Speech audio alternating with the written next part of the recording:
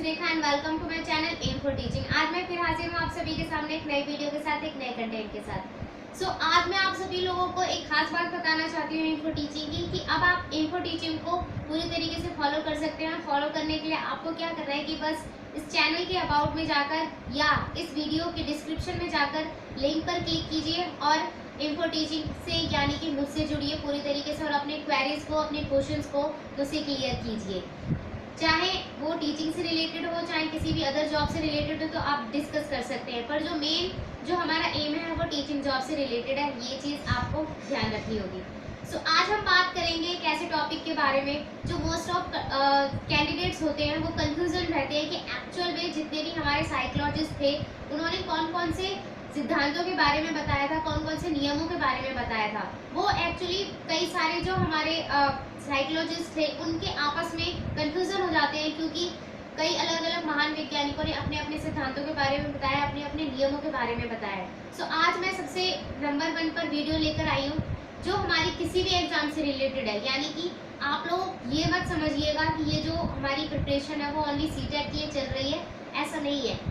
ये जो हमारी प्रिपरेशन है वो एक्चुअली हमारी DSSB MCD की जो अपकमिंग एग्जाम्स है उनके लिए भी चल रही है। KVS का जो अपकमिंग एग्जाम है उसके लिए चल रही है। यानी कि ये जितनी भी सारी आपको अपकमिंग एग्जाम के लिए जितनी भी प्रिपरेशन है वो अपकमिंग एग्जाम के लिए बताई जा रही है। आप लोगों को बस क्या करना है कि अपनी प्रिपरेशन को बेस्ट से बेस्ट बनाना है इन वीडियोस के जरिए। आज हम क्लियर करेंगे उस टॉपिक को जो हमारा सीटेट पेपर 1 एंड पेपर 2 से रिलेटेड तो है, बट अदर एग्जाम से भी रिलेटेड है। यानी कि उनसे जुड़े हुए अदर एग्जाम में भी 1 या 2 क्वेश्चन जरूर पूछे जाते हैं। आज हम क्लियर करेंगे बिहेवियरिज्म बाय थॉर्नडाइक, यानी कि जो व्यवहारवाद का नियम है वो हमारा थॉर्नडाइक जी ने दिया था, जो हमारे महान साइकोलॉजिस्ट थे। हम उसके बारे में उनके पूरे सिद्धांतों को, उनके पूरे नियमों को क्लियर करते हैं आज, और ये जानते हैं कि उन्होंने किस एक्सपेरिमेंट, किस प्रयोग के द्वारा अपने व्यवहारवाद को क्लियर किया है, यानी कि व्यवहारवाद के सिद्धांतों और नियमों को क्लियर किया है। आज हम इसी टॉपिक को अच्छे से क्लियर करते हैं। देखिए, ये जो हमारा टॉपिक है बिहेवियरिज्म, आप लोगों को पता होगा कि हमारा थॉर्नडाइक जी ने दिया था, और इनका जो पूरा नाम है एडवर्ड ली थॉर्नडाइक। यानी कि एडवर्ड ली थॉर्नडाइक, इन्हें पूरा इनका जो फुल नेम है वो एडवर्ड ली थॉर्नडाइक के नाम से इन्हें जाना जाता है। इनका जो पूरा नाम है एडवर्ड ली थॉर्नडाइक है, बट मोस्ट ऑफ इन्हें बुक में या आप लोग कई कोचिंग सेंटर्स में सुना होगा आप लोगों ने कि ओनली थॉर्नडाइक से इन्हें डिनोट किया जाता है, बट इनका जो पूरा नाम है वो है हमारा एडवर्ड ली थॉर्नडाइक। तो ये चीज़ आपको अच्छे से याद रखनी है। अब हम आते हैं इनके बारे में कुछ और तथ्य, कुछ और चीजें जानते हैं कि इनका जन्म कब हुआ और ये क्या करते थे, उन्होंने क्या क्या चीजें, इनका प्रोफेशन किस चीज से रिलेटेड था, हम अब उसके बारे में जानते हैं। सबसे पहले हम आ जाते हैं इनके बारे में हम सबसे पहले पढ़ेंगे। सबसे पहले आप इनका ये देखिए, ये इनका यानी कि इनका जन्म से लेकर इनकी मृत्यु का ईयर दे रखा है, और इस चीज को आपको याद रखना है। यानी कि जो एडवर्ड ली का जो जन्म था वो 1843 में हुआ था और 1949 में इनकी डेथ हो चुकी थी। हम किसके बारे में बात कर रहे हैं? एडवर्ड ली थॉर्नडाइक के बारे में। एडवर्ड ली थॉर्नडाइक के बारे में हम बात कर रहे हैं, तो इसके रिलेटेड मैंने बताया था कि इनका जो जन्म था वो 1843 में हुआ था और इनकी जो डेथ थी वो 1949 में हुई थी। एडवर्ड ली थॉर्नडाइक के बारे में एक और चीज है कि ये एक अमेरिकन प्रोफेसर थे, और साथ साथ ये एक क्या थे? साइकोलॉजिस्ट थे, ग्रेट साइकोलॉजिस्ट।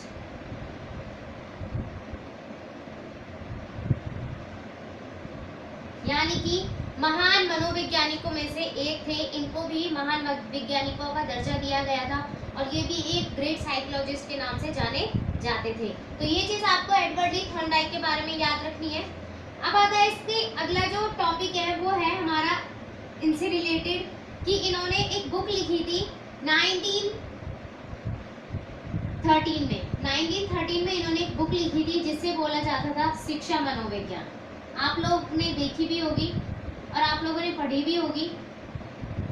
शिक्षा मनोविज्ञान इनकी पहली बुक थी जो इन्होंने 1913 में लिखी थी और उसके अंदर उन्होंने अपने सभी सिद्धांतों के बारे में फुली एक्सप्लेन किया हुआ था, पूरा की पूरा वर्णन किया हुआ था अच्छे से। और उसी के अंदर इन्होंने अपने प्रयोग, जितने भी इन्होंने प्रयोग किए हैं उन सब के बारे में वर्णन किया गया है और भी जितने भी सिद्धांत हैं उनके बारे में अच्छे से बताया गया है।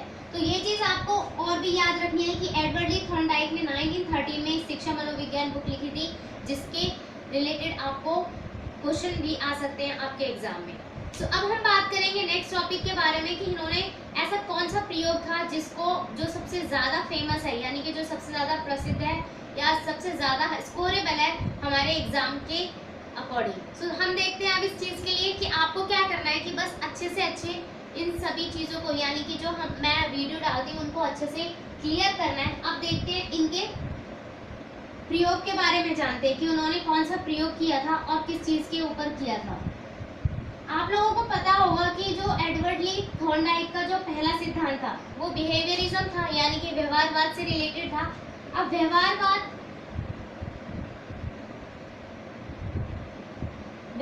से रिलेटेड इनका जो पहला प्रयोग था, अब प्रयोग मैं बताने जा रही हूँ कि इनका कौन सा प्रयोग था, यानी कि इन्होंने एक एक्सपेरिमेंट किया था और उस एक्सपेरिमेंट के जरिए इन्होंने 3 नियमों का उत्पादन किया, यानी कि इन 3 नियमों को अच्छे तरीके से वर्णित किया गया है। उस चीज़ के बारे में हम डिस्कस करेंगे। तो इन्होंने क्या किया कि एक बार एक पजल बॉक्स लिया जिसे पजल बॉक्स कहा जाता है, यानी कि एक ऐसा बॉक्स जहाँ से अंदर की चीज़ दिखाई देती है, वो चीज़ हमारा पजल बॉक्स कहलाता है। और एक दिन इन्होंने क्या किया कि एक भूखी बिल्ली को लिया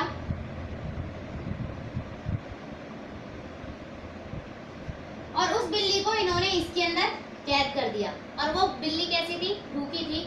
वो अपने यानी कि भूख मिटाने के लिए इधर उधर इस पजल बॉक्स के अंदर घूम रही थी। तो उसको बिल्कुल भी अंदाजा नहीं था कि ये जो पजल बॉक्स है कहाँ से खुलेगा, उसे बिल्कुल भी ये नहीं पता था। बट इस पजल बॉक्स में एक चीज खास बात थी कि यहाँ पे एक बटन था, यानी कि यहाँ पे एक बटन था, यानी कि अगर ये बिल्ली उस बटन को दबाए तो यहाँ का जो दरवाजा था वो अपने आप ओपन हो जाता था। पर इस बिल्ली को ये चीज नहीं पता थी। तो एक दिन क्या हुआ कि कोइंसिडेंटली जब वो इधर उधर उसने पंजे मारने शुरू करे, देन जाके कोइंसिडेंटली इसका जो पंजा है वो उस बटन पर लग जाता है और वो जो दरवाजा होता है वो क्या हो जाता है? ओपन। और बिल्ली जाके अपना जो खाना है, यानी कि अपने इस मछली के द्वारा अपने खाने को पा लेती है। बट ये जो हमारा एम का काम करता है, यानी कि ये क्या था? हमारा उद्दीपक का काम करता है। उद्दीपक का मतलब होता है जो उसका बिल्ली का जो एम था, उस बिल्ली का एम था कि उस मछली के टुकड़े को पाना। अब मछली के टुकड़े को उसने पाया, ये एक उद्दीपक का काम किया है इसने। अब जैसे ही इसने मछली के टुकड़े को पा लिया तो दोबारा थॉर्नडाइक जी ने क्या किया? इसी चीज को दोहराया। उन्होंने इसी चीज को कितनी बार दोहराया वो चीज देखते हैं। उन्होंने इस चीज को दोहराने के लिए कम से कम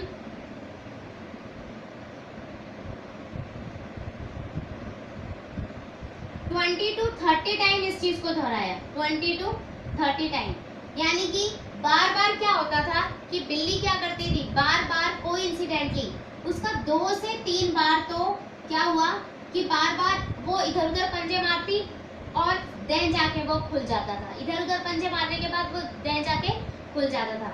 बट लास्ट में क्या होता है कि वो पूरे तरीके से सीख जाती है। जो बिल्ली होती है वो पूरे तरीके से सीख जाती है कि जब हम इस वाली बटन को दबाएंगे देन जाके उसे उद्दीपक जो यानी कि जो यहाँ पे मछली का टुकड़ा था, जो भी खाना था उसका, वो इजीली उसे मिल जाएगा। जब उसने इस चीज को 20 से 30 बार किया तो क्या हुआ? लास्ट में वो विदाउट मिस्टेक, यानी कि बिना गलतियों के, विदाउट मिस्टेक का मतलब होता है विदाउट मिस्टेक, बिना गलतियों के वो इजीली इस चीज को पा लेती है।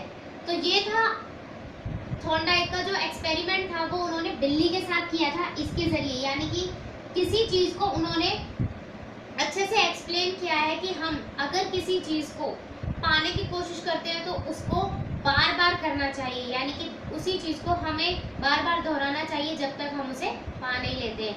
ये तो एक वैसे ही मैंने कोइंसिडेंटली समझ लीजिए या अपने से कुछ भी ऐसा पॉइंट सोच लीजिए जो एक कॉमन सेंस की बात होती है कि इस चीज से हम ऐसे कर सकते हैं। बट जो उनका जो रियल नियम है, यानी कि इस एक्सपेरिमेंट के जरिए उन्होंने 3 नियमों का उत्पादन किया, यानी कि 3 नियमों के बारे में अच्छे से एक्सप्लेन किया है कि इसी प्रयोग से रिलेटेड उन्होंने 3 नियमों के बारे में बताया। हम वो क्लियर करते हैं। ये एक्सपेरिमेंट आप लोगों को समझ आ गया होगा कि उन्होंने बिल्ली को ये चीज क्यों की, यानी कि बिल्ली के साथ ऐसा क्यों किया। सबसे पहले जो मेन चीज थी वो हमें ये पता चल गई है कि उन्होंने बिल्ली के साथ ऐसा क्यों किया, कि वो चीज ये चीज दिखाना चाहते थे कि अगर हमारे पास कोई उद्देश्य है या कोई एम है और उसे हम पाना चाहते हैं तो हमें उसकी लगातार अभ्यास करना चाहिए, लगातार उसकी प्रैक्टिस करनी चाहिए, तो हमें वो चीज मिल सकती है। बट उन्होंने 3 और नियमों का उत्पादन किया, 3 नए और जो हमारे सिद्धांत है, यानी कि नियम आप कुछ भी कह सकते हैं। थॉर्नडाइक के जो 3 नियम है वो चीज के बारे में सबसे पहले मैं डिस्कस करूंगी। पहला जो हमारा, मैं पहले ही बता रही हूँ कि ये जो 3 नियम होंगे ये हमारे उसी प्रयोग से रिलेटेड होंगे। तो पहला नियम था इनका इफेक्ट ऑफ लॉ, यानी कि अब आप इसको कुछ भी कह सकते हैं, इफेक्ट ऑफ लॉ कह दीजिए, लॉ ऑफ इफेक्ट कह दीजिए, यानी कि प्रभाव का नियम, प्रभाव का नियम। ये जो हमारे, मैं आप लोगों को पहले बता देती हूँ कि ये जो हमारे 3 नियमों के बारे में मैं जो डिस्क्रिप्शन दूंगी आप लोगों को, वो नियम उसी प्रयोग से रिलेटेड है। सबसे पहला जो नियम है वो हमारा है प्रभाव का नियम। प्रभाव का नियम क्या होता है ये देखिए। प्रभाव का नियम होता है कि अगर हम, प्रभाव के नियम को एक और चीज कहा जाता है, देखिए प्रभाव के नियम को संतोष या असंतोष, संतोष या असंतोष का नियम भी कहा जाता है। ये चीज आपको ध्यान रखनी है कि प्रभाव के नियम को संतोष या असंतोष का नियम क्यों कहा जाता है। अब ये देखिए, प्रभाव के नियम को संतोष या असंतोष का नियम इसलिए कहा जाता है क्योंकि जब हमें किसी काम को करने में संतोष मिलता है तो हम क्या करते हैं, उसी काम को बार बार करते हैं, यानी कि दोहराते हैं उसी काम को। क्या करते हैं, उसी काम को हम दोहराते हैं। जब हमें किसी काम के अंदर रुचि आती है, इंटरेस्ट आता है, उसी काम को हम बार बार दोहराते हैं, यानी कि जिस काम के अंदर हमें संतोष मिल रहा है उस चीज को हम बार बार दोहराते हैं। बट अगर किसी काम के अंदर हमें दुख या पीड़ा मिल रहा है, यानी कि दुख या पीड़ा मिल रही है, उस चीज को हम बार बार नहीं करते। यानी कि सिंपल सी बात आपको बताना है कि हमारा प्रभाव किसके जरिए पड़ रहा है, 2 चीजों के जरिए पड़ रहा है। एक है हमारा संतोष और एक है हमारा असंतोष। दोनों के अंदर, इसके अंदर हमें रुचि लेनी है और उसके अंदर हमें रुचि नहीं लेनी है, यानी कि दोनों के अंदर इफेक्ट बताया जा रहा है, प्रभाव बताया जा रहा है। अब आपको क्लियर हो गया होगा कि प्रभाव का नियम कैसे दिया गया है। सो प्रभाव के अंदर क्या आता है कि दोहराना और दुख या पीड़ा, ये दोनों चीजों का मतलब ये है कि अगर हमें किसी काम के अंदर मजा आ रहा है, इंटरेस्टिंग लग रही है कोई चीज, चाहे वो आप स्टडी से रिगार्डिंग ले लो या किसी ऐसी कोई भी कार्य से ले लो जिसके अंदर आपको अच्छा लग रहा है उस काम को करना, तो आप उस चीज को दोहराएंगे। और जहां पर आपको किसी काम को करने में दुख या पीड़ा मिल रही है, आप उसको एक बार करोगे, वो भी बड़ी मुश्किल से कर पाओगे। सो वो चीज होती है हमारी प्रभाव के नियम के अकॉर्डिंग कहलाई जाती है। तो ये चीज आपको क्लियर हो गई होगी। ऐसा ही सेम टू सेम हमारा जो उस कैट वाली सिस्टम था, यानी कैट वाला जो प्रयोग किया था थॉर्नडाइक ने, उसके अंदर भी सेम यही हुआ था कि उसे बार बार क्या चाहिए था, भोजन चाहिए था, उसे बार बार उस उद्दीपक को पकड़ना था, तब जाके उसको बार बार मजा आ रहा था वो चीज करने में, तो इसीलिए उसने क्या किया, अंत में विदाउट मिस्टेक उस चीज को पा लिया। ऐसे ही उसको भी बार बार संतोष मिल रहा था ये चीज करने से, और देन जाके वो क्या करती है, अपने भोजन को पा लेती है। तो ये था हमारा प्रभाव का नियम। तो ये आई होप सभी को क्लियर हो गया होगा। अब हम चलते हैं थॉर्नडाइक के नेक्स्ट नियम की ओर, जो काफी अच्छा है, मैं अच्छा मानती हूँ, यानी कि काफी इजी मानती हूँ, और ये स्टडी से रिलेटेड भी है और इस प्रयोग से रिलेटेड भी है। नेक्स्ट है हमारा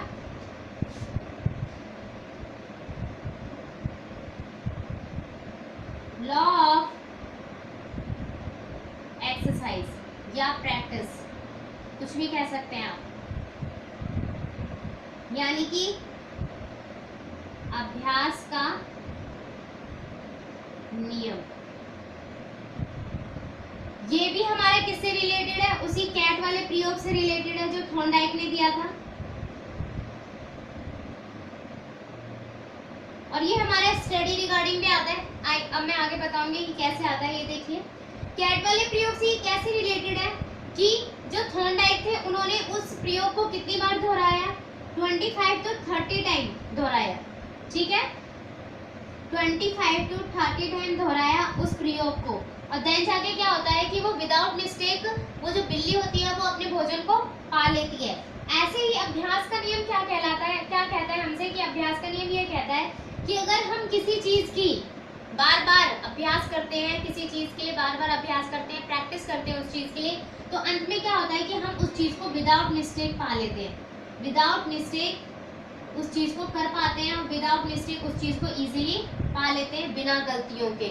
और जब हमसे कोई भी चीज बिना गलतियों के होती है तो क्या होता है कि वो काफी अच्छी हद तक, मतलब कि बेहद तक काफी अच्छी हो जाती है। ये चीज समझ लीजिए आप। सो अभ्यास के नियम के अकॉर्डिंग क्या आता है कि हम विदाउट मिस्टेक किसी भी कार्य को कर सकते हैं।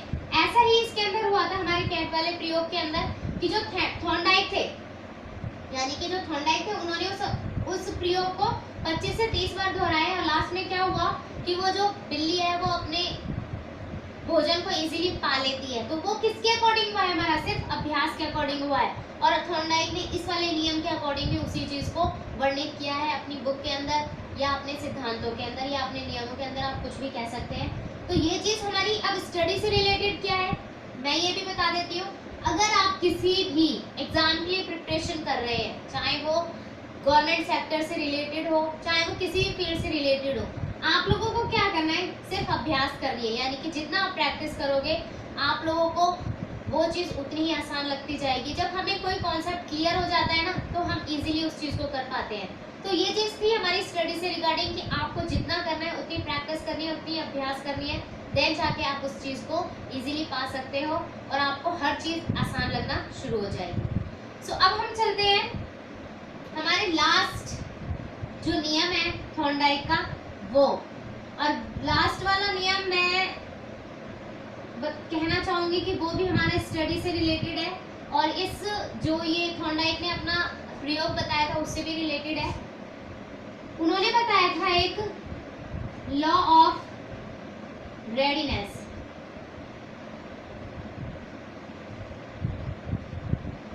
लॉ ऑफ रेडीनेस को बोलते हैं हम तत्परता का नियम। तत्परता का नियम, अब ये कैसे रिलेटेड है उस प्रयोग से, आप लोग ये सोच रहे होंगे। ये चीज ऐसे रिलेटेड है कि जब थॉर्नडाइक ने अपना प्रयोग किया, ठीक है, तो और यहाँ पर जो मछली का भोजन था वो चीज था, और यहाँ पे दरवाजा दे रखा था। जो बिल्ली थी वो तत्पर थी, यानी कि उसके अंदर एक ऐसी भावना विकसित हो गई थी उस भोजन को पाने के लिए कि वो अंदर से जागरूक थी उस चीज को, वो अंदर से मोटिवेटेड थी उस चीज के लिए, उस चीज को पाने के लिए, यानी कि भोजन को पाने के लिए, उद्दीपक को पाने के लिए वो अंदर से मोटिवेटेड थी, यानी कि तत्पर थी वो उस चीज को पाने के लिए।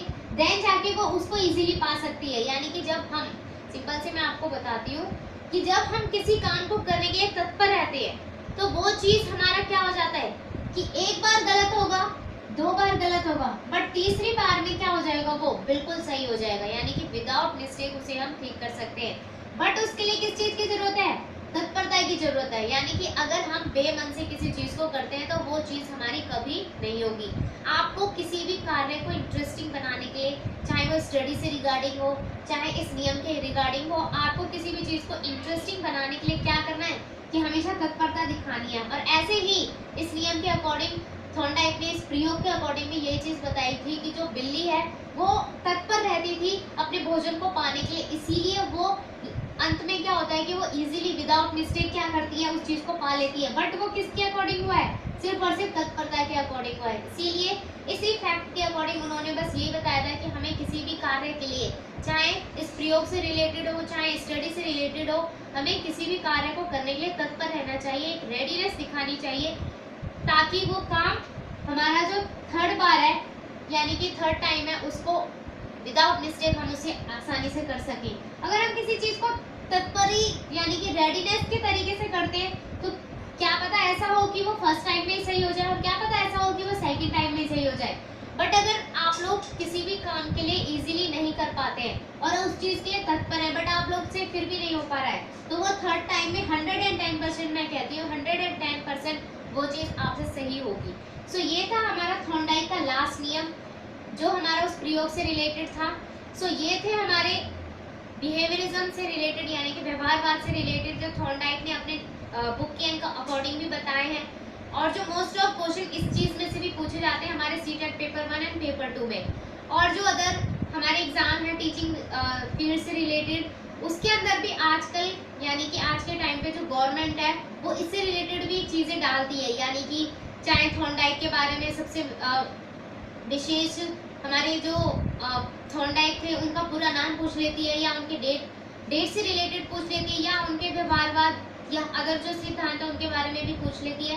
बट जो सबसे मेन जो क्वेश्चन आता है वो हमारा ये जो 3 मैंने बताए थे आपको लॉ, ये जो 3 लॉ बताए थे मैंने उनके 3 नियम जो बताए थे 3 जो सिद्धांत बताए इनसे रिलेटेड जरूर पूछे जाते हैं। इनसे रिलेटेड क्वेश्चन टीचिंग एप्टीट्यूड में जरूर पूछे जाते हैं क्योंकि उसके अंदर आपको एक कंडीशन दी जाती है देन जाके आप उस चीज़ को क्लियर यानी कि आपको एज अ टीचर सोचकर उसको क्लियर करना होता है। तो ये थे हमारे थॉर्नडाइक के 3 नियम और उनसे related. So thanks for watching. मैं बस ये चाहूँगी कि आप लोग जितना हो सके इन वीडियोस को शेयर कीजिए, चैनल को सब्सक्राइब ना करना भूलें, अपने फ्रेंड्स को रिलेटिव को जितना हो सके उतना शेयर करें, बताएं उनको इस चीज़ के बारे में और प्रैक्टिस करें अपनी स्टडी से रिलेटेड। और अगर क्वेरी हो कोई भी क्वेश्चन हो आप चैनल के अबाउट में जाइए या वीडियोस के डिस्क्रिप्शन में जाइए, वहाँ पर लिंक हैं सभी और फॉलो कीजिए इस चैनल को, मुझे फॉलो कीजिए और कोई भी क्वेरी कोई भी क्वेश्चन पूछिए।